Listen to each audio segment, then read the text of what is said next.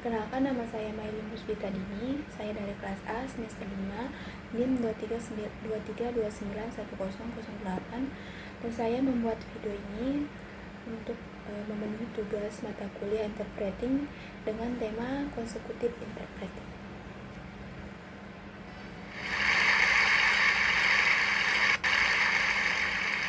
The human voice.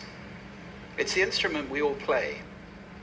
It's the most powerful sound in the world, probably. It's the only one that can start a war or say, I love you. And yet many people have the experience that when they speak, people don't listen to them. Why is that? How can we... Jadi, suara manusia adalah instrumen yang kita semua gunakan. Suara terkuat di dunia, bahkan mungkin satu-satunya yang bisa memulai perang atau mengartikan aku cinta kamu. Tapi banyak situasi di mana saat bicara orang lain tidak mendengarkan. Mengapa demikian? We speak powerfully to make change in the world. What I'd like to suggest, there are a number of habits that we need to move away from. I've assembled for your pleasure here 7 deadly sins of speaking. I'm not pretending this is an exhaustive list.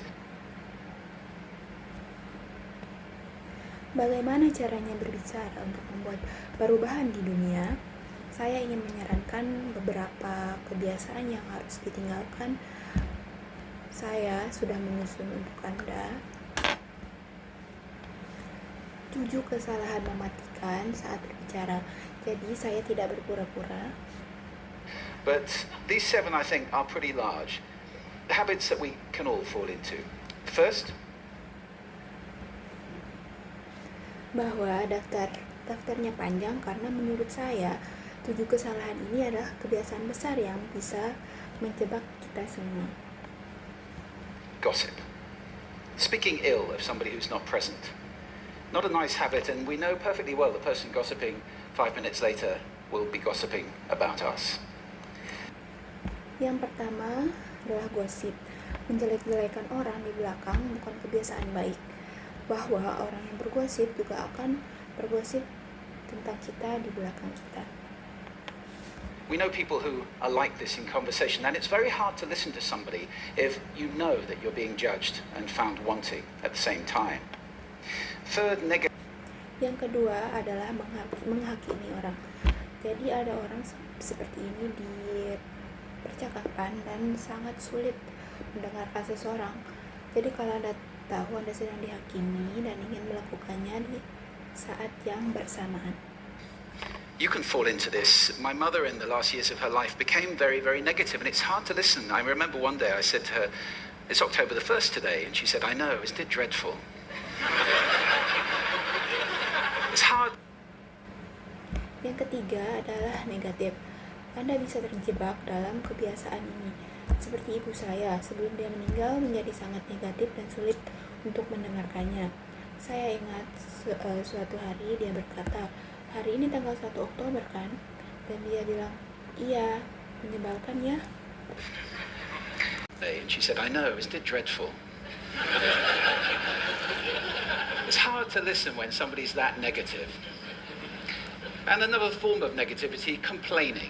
Well, this is the national art of the UK. It's our national sport. We complain about the weather, about sport, about politics, about everything. But actually complaining is viral misery. It's not spreading sunshine and lightness in the world. Sulit mendengarkan seseorang yang begitu negatif, dan banyak bentuk lain dari sikap negatif adalah mengeluh. Jadi ini adalah seni nasional di Inggris. Inilah olahraga nasional kami. Kami mengeluh tentang cuaca, politik, olahraga, atau apa saja. Tetapi sebenarnya mengeluhkan penderitaan yang tak berujung. Bukan bangsa yang paling bahagia, tentu saja. Excuses.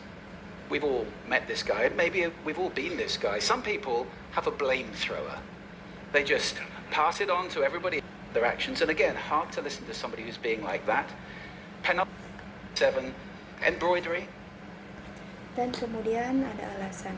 Kita semua tentu pernah menemuinya. Kita semua pernah membuatnya. Jadi ada orang yang suka melempar kesalahan, melemparnya pada apa saja yang dan tidak bertanggung jawab atas tindakan mereka. Dan lagi-lagi kita sulit mendengarkan orang seperti ini. Dan kemudian yang kedua terakhir, yang keenam, it demeans our language actually sometimes. For example, if I see something that really is awesome, what do I call it?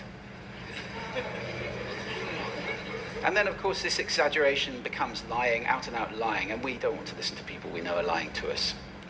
And finally, dogmatism. Adalah melebih-lebihkan, menambah-nambahkan. Sungguhnya ini kadang meremehkan bahasa kita. Sesuatu yang misalnya kalau kita melihat sesuatu yang benar-benar mengagumkan, kita sebut apa? Dan tentu saja melebih-lebihkan menjadi kebohongan, dan kita tidak ingin mendengarkan orang yang kita tahu mereka sedang berbohong. Dogmatism. The confusion of facts with opinions. When those two things get conflated, you're listening into the wind. You know, somebody is bombarding you with their opinions as if they were true. It's difficult to listen to that. So here they are, 7 deadly avoid. But is there a positive? Dan yang terakhir adalah dogmatisme atau mencampurkan fakta dan pendapat. Ketika keduanya dicampurkan, yang Anda dengar hanyalah angin lalu. Ketika seseorang mencecar Anda dengan pendapat, ketika seseorang mencecar Anda menggunakan pendapat mereka seolah itu benar, sangat sulit mendengarkannya. Jadi itulah 7 kesalahan dalam berbicara. Ini adalah hal-hal yang harus kita hindari. Yes, there is. I'd like to suggest that there are 4 really powerful cornerstones, foundations, that we can stand on if we want our speech to be powerful and to make change in the world. Fortunately, these things spell a word. The word is hail, and it has a great well. Tapi apakah ada cara positif untuk melihatnya? Ya, tentu saja ada. Saya ingin menyarankan 4 landasan penting di mana kita bisa berpegang agar perkataan kita bisa kuat dan membuat perubahan di dunia. Tentunya hal ini dieja menjadi hail dan sekaligus memiliki makna yang hebat. I'm not talking about the stuff that falls from the sky and hits you on the head. I'm talking about this definition, to greet or acclaim enthusiastically, which is, I think, how our words will be received if we stand on these 4 things. So what do they stand for? Saya tidak bicara tentang hal yang jatuh dari langit dan mengenai kepala Anda. Saya membicarakan definisi ini untuk menyapa atau memuji secara antusias, di mana saya berpikir bagaimana kata-kata kita diterima bila kita berpegang pada 4 hal ini. If you can guess.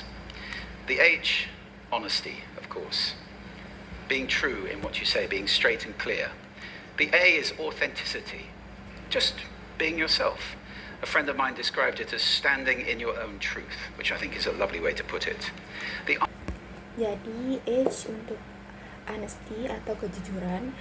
Jadi jujur dengan apa yang Anda katakan sekaligus lugas dan jelas. Kemudian A for authenticity atau ketulusan. Jadilah diri Anda sendiri. Jadi teman saya mendefinisikan berpegang pada kebenaran yang Anda percaya, di mana terdengar begitu tepat dan indah. Being your word, actually doing what you say, and being somebody people can trust. And the L is love. I don't mean romantic love, but I do mean wishing people well. For 2 reasons. First of all, I think absolute honesty may not be what we want. I mean, my goodness, you look ugly this morning. Perhaps that's not necessary.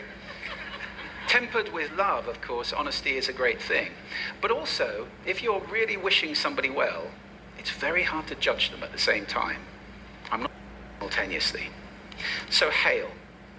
Also, now that's what you say, and it's like the old song, it is what you say, it's also the way that you say it. You have an amazing toolbox. This instrument is incredible, and yet this is a toolbox that very few people have ever opened. I'd like to have a little rummage in there.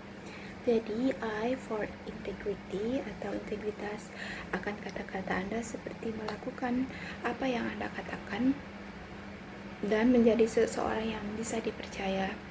Kemudian L for love atau cinta.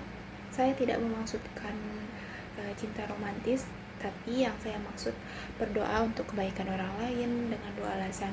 Pertama, saya rasa kejujuran absolut bukan yang sepenuhnya diinginkan. Misalnya, ya ampun, kamu jelek sekali. Mungkin itu tak perlu diucapkan secara langsung. Tenangkan dengan kasih meskipun kejujuran itu merupakan hal yang baik. Tetapi bila Anda mengharapkan hal yang baik untuk seseorang, sulit untuk melakukannya bila Anda juga sekaligus menghakimi orang tersebut. Saya tidak yakin keduanya bisa dilakukan secara bersamaan. Jadi, hell juga itulah apa yang Anda katakan. Seperti lagu lama, itulah yang Anda katakan, itulah juga cara Anda menyatakannya. Terima kasih. Sekian tugas video dari saya. Kalau ada kekurangan mohon dimaafkan.